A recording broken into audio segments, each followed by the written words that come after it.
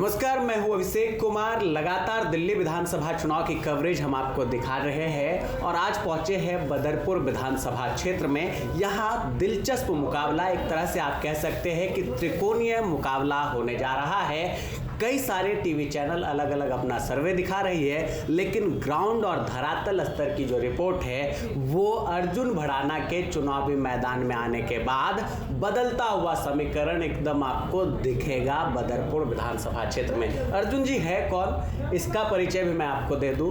अवतार सिंह भड़ाना जी के सुपुत्र हैं और एक युवा नेता के तौर पर, उभरते हुए चेहरे के तौर पर इन्हें जाना जाता है। कई जगह आपने पिताजी का भी चुनाव संभाला है और इस बार बारी अपनी है, तो पिताजी का साथ और समर्थन तो है, लेकिन बदरपुर की जनता के मन में एक ही सवाल है और ये पहला सवाल थोड़ा सा आपको लगेगा। लोग कह रहे हैं कि भाई अर्जुन जी को बदरपुर क्यों आना पड़ा, क्यों आ गए बदरपुर? सर जी, पहली बात तो मुझे बदरपुर की आने की ज़रूरत नहीं थी। हाँ। मैं इस बदरपुर में 20 साल से बैठा हूँ। आप जहाँ बैठे हैं ये मेरा ऑफिस है। यहीं से मेरे पिताजी ने अपनी राजनीतिक शुरुआत की थी और ये तो पार्टी का बड़ा दिल है जो उन्होंने मुझे यहीं से मौका दे दिया। राहुल जी का और पूरी पार्टी का मैं शुक्रगुजार हूँ जो बदरपुर में अपने घर से मुझे पार्टी ने लड़ने का मौका दिया, जहाँ से मेरे पिताजी ने अपनी शुरुआत की और पार्टी का आदेश हुआ और हम बदरपुर में उतर गए। कुल मिला के आप को लग रहा है कि पूरा प्री प्लान था आपका कि भाई चुनावी मैदान में पार्टी जहाँ से भी उतारेगी उतरा जाएगा। और बदरपुर चूँकि आपका पैतृक आवास भी बदरपुर है और लेकिन थोड़ी दूरियाँ तो बनी, तो उस दूरी को कैसे फिलअप अप करने की कोशिश है? लगातार जनता के बीच घूम रहे हैं आप। देखिए जी, मैं नहीं मानता कि हमारे परिवार और जनता के बीच में दूरी रही है। हम लोग बहुत जनता से जुड़े हुए लोग हैं। मेरे पिताजी ने अपने लिए नहीं, जनता के लिए ही काम किया है पूरी ज़िंदगी।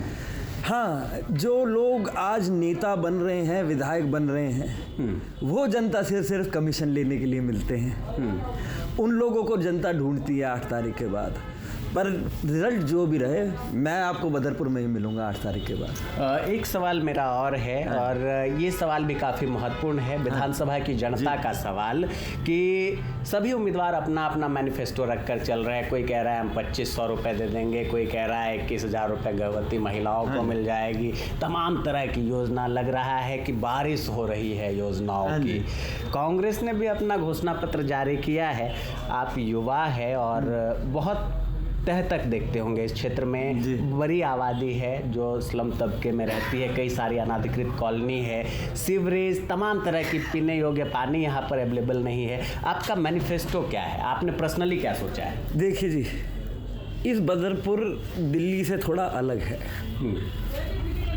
यहाँ पे पूरे देश के हर प्रांत के, हर स्टेट के, हर कम्युनिटी के लोग रहते हैं और यहाँ के ही एक पूर्व विधायक की वजह से इन लोगों की ज़िंदगी नर्क बना दी गई। एक ओजोन के मामले के अंदर, अगर आपने सुना होगा इसके बारे में, उनमें ये रूल लग गया कि यमुना जी के 5 किलोमीटर के अंदर कोई काम नहीं होगा और अगर आप कमीशन दे दें तो सारे रूल भूल जाती है एडमिनिस्ट्रेशन, सारी अथॉरिटी भूल जाती है।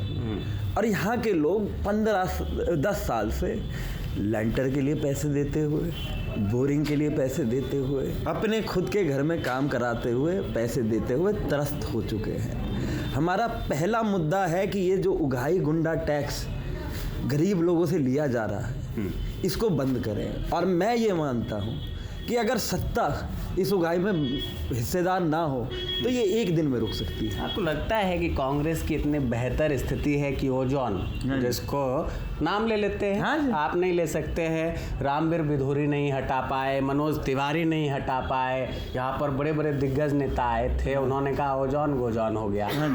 और आपको लगता है कि कांग्रेस इस स्थिति में है कि दिल्ली की सत्ता तक जाए और ओजोन को गोजोन? मैं तो मानता हूँ जी, इस बार दिल्ली की जनता का मूड अलग है। वो कांग्रेस को मौका देंगी। उन्होंने 10 साल से दोनों पार्टियों का कुशासन देख रखा है। आम आदमी पार्टी एमसीडी में इस बदरपुर में 2 साल से है, बीजेपी का 5 साल से विधायक थे, पर लोगों का धरातल पे कोई काम नहीं हुआ। जहाँ तक ओजोन की बात रही, हमारी पार्टी की सत्ता आए ना आए, एक विधायक का काम होता है अपनी कॉन्स्टिट्यूंसी के मुद्दों को हर जगह उठाना और हर जगह ले जाना। हम वो काम करेंगे जो हर जगह इस मुद्दे को वहाँ उठाया जाएगा जहाँ से ये पूरा हो। देखिए, ये नेता बोल तो जाते हैं इलेक्शन में, पर सच्चाई ये है क्योंकि जनता की गाड़ी कमाई की उगाही ये कर रहे हैं, ये खुद नहीं चाहते।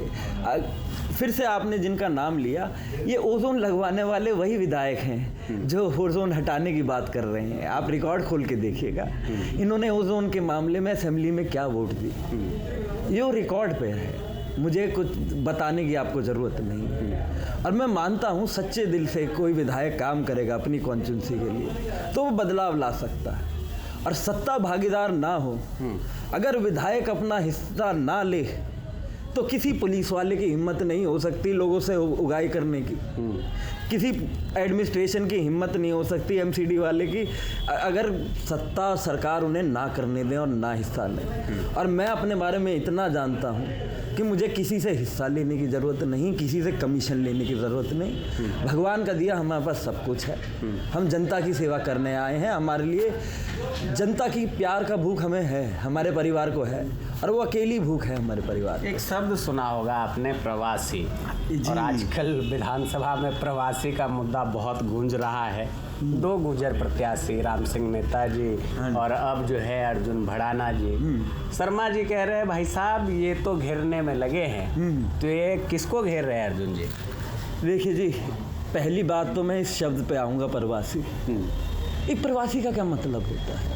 ये हिंदुस्तान एक देश है, ये हिंदुस्तान सबका है, तो ये दिल्ली किसी एक समाज और एक कम्युनिटी की नहीं हो जाती। इसको दिल्ली बनाने वाला हर उस क्षेत्र का आदमी है जिसने इसको दिल्ली बनाया। यहाँ बिहार का आदमी है, यहाँ यूपी का आदमी है, यहाँ सवाई माधोपुर राजस्थान का आदमी है। ये लोग अगर दिल्ली में रह रहे हैं, उनके बच्चे दिल्ली में पैदा हुए हैं, उनके घर दिल्ली में हैं, उनकी नौकरियां दिल्ली में हैं, तो उनको प्रवासी कहना मैं नहीं मानूंगा कि कोई अच्छी बात है।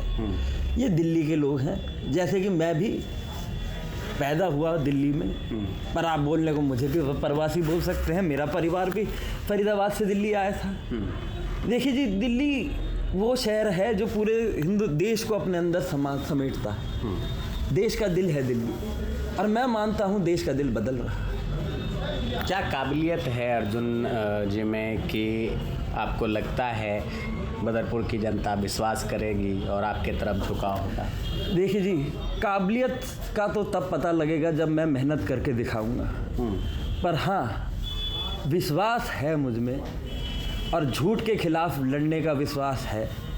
और मैं मानता हूँ जनता ये जानती है कि अर्जुन भड़ाना और ये भड़ाना परिवार किसी को लूटने नहीं आया है, अपने घर बनाने नहीं आया है, लोगों के घर तोड़वाने नहीं आया है, भाई को भाई से लड़ाने नहीं आया है। हमारा परिवार जनता के प्यार का भूखा है, और हमें और कुछ नहीं चाहिए, और यही हमारी ताकत है। एक सवाल और, मैंने जहाँ तक देखा है बदरपुर में काफ़ी रिपोर्टिंग मेरी रही है, और मुझे लगता है कि मोबाइल न्यूज़ 24 जो उभर कर 17 लाख सब्सक्राइबर तक पहुँचा है, वो बदरपुर की देन है। इस क्षेत्र में सोशल मीडिया नहीं होता था, और दिल्ली में जब सोशल मीडिया का नाम शुरू हुआ तो मोबाइल न्यूज़ 24 2010 में उभरता हुआ नाम है। कई नेताओं को देखा कुर्सी के लिए कुछ भी बोल जाते हैं, और मैं आप पे भी आरोप लगा दूंगा कि अभी तो कुर्सी पाने की ललक है, तो ललक के लिए तो कुछ भी किया जा सकता है। क्या कितनी सच्चाई और ईमानदारी के साथ आप जनता को अपनी ओर आकर्षित कर पाएंगे, और आपको क्या लगता है क्या बदरपुर की जनता आपकी इन बातों में आएगी? सर, मैं सिर्फ बातें नहीं करता, हमारे परिवार का 40 साल का जन सेवा का रिकॉर्ड है। आप ये इस बदरपुर से आपने रिपोर्टिंग की है तो आपको ये साथ का फरीदाबाद की भी पता होगा। बिल्कुल। फरीदाबाद के लाखों लोगों से पूछिए, अगर एक आदमी खड़ा होकर बता दे कि अवतार सिंह भड़ाना ने हमारे साथ गलत किया, हमें को लूटा, हमसे उगाई करी, तो मैं आज ये इलेक्शन छोड़ के यहीं से चला जाऊंगा। हमारे परिवार पे इन अरविंद केजरीवाल जी ने भी इल्ज़ाम लगाए थे कई साल पहले। इल्ज़ाम लगाने के बाद उन्होंने जब हमने उन पे कोर्ट पे दावा डाला, पहले आदमी थे मेरे पिताजी उन पे दावा डालने वाले, कागज़ पड़ा है मैं आपको दूंगा। जब मेरे पिताजी पे इन्होंने इल्ज़ाम लगाया तो पहला काम मेरे पिताजी ने करा कि हाई कोर्ट में इनके ऊपर केस किया। ये 3 साल तक करप्शन ढूंढते रहे, इन्हें कोई करप्शन नहीं मिली। जब नहीं मिली तो इनके लोग आए कि जी सीएम साहब हैं जी, कोई रास्ता निकालो। मेरे पिताजी बहुत बड़े दिल के आदमी, उन्होंने कहा जी कोई बात नहीं, आप माफ़ी मांग लो, हम यही बात ख़त्म करते हैं। और मेरे पिताजी ने एक तरीके से उन पे एक एहसान किया और मान सम्मान के ऊपर उन्होंने अपनी ईगो भी छोड़ी। बाकी इनकी सच्चाई तो सर ये है कि ये अपने बच्चों की भी झूठी कसम खा सकते हैं। इनकी सच्चाई ये है, जो पंजाब में 1200 रुपये हर बहन को दे रहे थे, वो 24 महीनों से ढूंढ रही हैं। एक बहन का अगर मुझे अकाउंट दिखा दें जिनमें 24,000 भी पड़े हों पिछले 24 महीनों में, तो मैं आज राजनीति छोड़ दूँ। वादे करना बहुत आसान काम है, मैंने पास से देखा है। वादे करना हर नेता कर सकता है, पर उन वादों को निभाना इस हिंदुस्तान में बहुत कम नेता कर सकते हैं। और मैंने जो अपने पिताजी से सीखा है वो वादे निभाना सीखा है। सोशल मीडिया चलाते हैं? हाँ जी। क्या क्या चलाते हैं? Facebook, YouTube, Twitter? आजकल देख रहे हैं? हाँ, मिल पाता है? आजकल नहीं मिल पा रहा सर। एक वीडियो बड़ा वायरल हो रहा है। हाँ जी। आपका? हाँ जी। पिताजी जो है नेताजी को माला पहना रहे हैं और उसका एक अलग संदेश जो है अलग अलग टैगिंग करके भेजा जा रहा है लोगों में कि अवतार जी ने माला पहना दी, जीत की, विजय की। क्या देखिए जी, क्या उसका संदेश? देखिए जी, सच्चाई तो ये है, हम तमीज़ के मुताबिक उनका नाम भी नहीं ले रहे थे, क्योंकि कुछ शिष्टाचार हमारे पिताजी ने हमें सिखाए। पर इन्होंने शिष्टाचार की, इंसानियत की हर वो सीमा लांघने के काम किया है जो कोई कर सकता है। सत्ता की भूख में ऐसे आदमी के साथ खड़े होकर उसको सच्चाई ये है कि वो रोड शो करते आए, सब करते आते, आके पिताजी के साथ बैठ के फ़ोटो खिंचवा के उनके लोगों ने समझा दिया कि फ़ोटो खिंचवा के हम झूठी खबर फैला देंगे और लोगों को पागल बना देंगे। पर वो 10 साल पहली वाली दुनिया नहीं है। खाली किसी न्यूज़ चैनल पे न्यूज़ चलाने से कोई सच नहीं मान लेता। आप बुरा मत मानिएगा, पर न्यूज़ पे इस देश का भरोसा नहीं है। सारे एटलीस्ट मेजर न्यूज़ चैनलों पे इस जनता का भरोसा नहीं है। वो हर चीज़ डबल चेक करती है। कौन मान लेगा कि एक बाप अपने बेटे के खिलाफ किसी को समर्थन दे देगा? कोई सही सोच का आदमी ये बात मानेगा? और ये कितनी ऊंची हरकत कर सकता है कोई, कितनी गिर सकता है कोई, हमने नहीं सोचा था इस सत्ता के लिए। ये वही राम सिंह नेताजी हैं जो ये यमुना के पास छोटे मोटे काम करते घूमते थे। मेरे पिताजी ने उन्हें नेता बनाया, उन्हें टिकट दिलाई, उन्हें राजनीति सिखाई, और इसके बाद भी इलेक्शन लड़ने आए। मेरे पिताजी ने सबसे पहले बोला, इलेक्शन कुछ भी हो, बड़े हैं, कभी किसी के लिए गलत नहीं बोलना, और हमने कभी नहीं बोला। पर ये लोग इतनी नीचता पर उतर जाएंगे हमने सपने में भी नहीं सोचा। तो क्या संदेश दीजिएगा बदरपुर की जनता को? 5 तारीख को मतदान करना है, और एक तरह से अगर देखा जाए तो धुरंधरों की बौछारें हो रही है। कोई केंद्रीय मंत्री, गृह मंत्री तक बदरपुर आ गए विधानसभा चुनाव के लिए। सबको आना चाहिए, तो बदरपुर के लिए बेहतर है सब आए। क्या लगता है? सब आए, सब बदरपुर का हाल देखें। हर मंत्री आए, हर पार्टी आए, बदरपुर किस हालात में जी रहा है ये देखे तो सही। बदलाव तो तभी आएगा। पर देखिए, मैं ये मानता हूँ जनता बदलाव के मूड में है। जनता ने ये दोनों नेता परखे हैं और भुगते हैं। जनता को पता है, ये आज 8 तारीख तक सब जनता की बात कर रहे हैं। 8 तारीख के बाद किसी को मौका मिल गया तो यही उगाही पे वापस बैठ जाएगी। इस ओजोन की कोई नाम नहीं लेगा, विकास का कोई नाम नहीं लेगा।